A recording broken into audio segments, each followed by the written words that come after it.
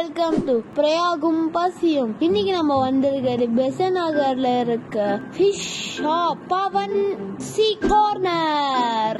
வெளில இருந்து பாக்கிறதுக்கே பளிச்சு இருக்குல்ல. இப்ப நம்ம உள்ள போய் என்னென்ன ஃபிஷ் இருக்கு, எது ஆர்டர் பண்ணலாம்னு பாக்கலாமா? ரொம்ப இம்ப்ரெஸ் பண்ணது இதாங்க எலி பூச்சிங்க. எலி பூச்சினா பூச்சி நினைச்சுக்கிறீங்க, ஒரு குட்டியா இருக்க ஒரு நண்டு. அதுல எது தலை எது கால் எதுவுமே எனக்கு புரியல. இதுதான் எலி பூச்சி. நல்லா குட்டியா இருந்துச்சு, ஆனா கிரன்ச்சியா இருக்கும் போல இருக்கு பாக்கிறதுக்கு.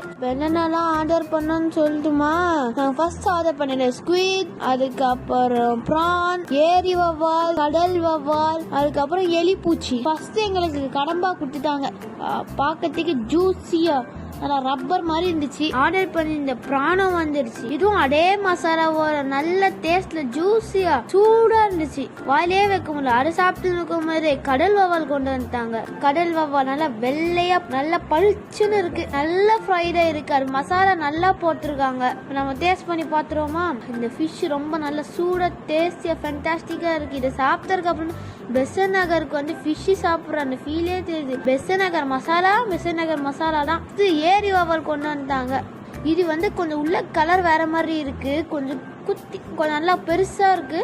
நான் டேஸ்ட் எப்படி இருக்குன்னு டேஸ்ட் பண்ணிட்டு சொல்றேன். நல்லாடா இருக்கு, ஆனா எனக்கு என்னமோ இதை விட கடல் வவ்வால் நல்லா இருந்த மாதிரி இருந்துச்சு. ப்ரைஸ் வைஸும் அது கொஞ்சம் அதிகம், இது கொஞ்சம் கம்மி. எல்லாத்தையும் நாங்கள் ஆர்டர் பண்ணி டேபிளில் வச்சு முடிச்சாச்சு. அங்கே பெசன்ட் நகர் வந்தாலே வர கடை இது. நீங்களும் வந்து சாப்பிட்டு பாருங்க. நீங்க எப்படி கேட்குறீங்களோ அந்த மாதிரி செஞ்சு தருவாங்க. மஸ்டா நீங்க வந்து சாப்பிட்டு பாருங்க. பெசன்ட் நகர்னா அப்புறம் உங்களுக்கு ஞாபகம் வரணும். இந்த கடை பற்றி திருப்பி சொல்லிக்கிறேன், பவன் சி கார்னர்.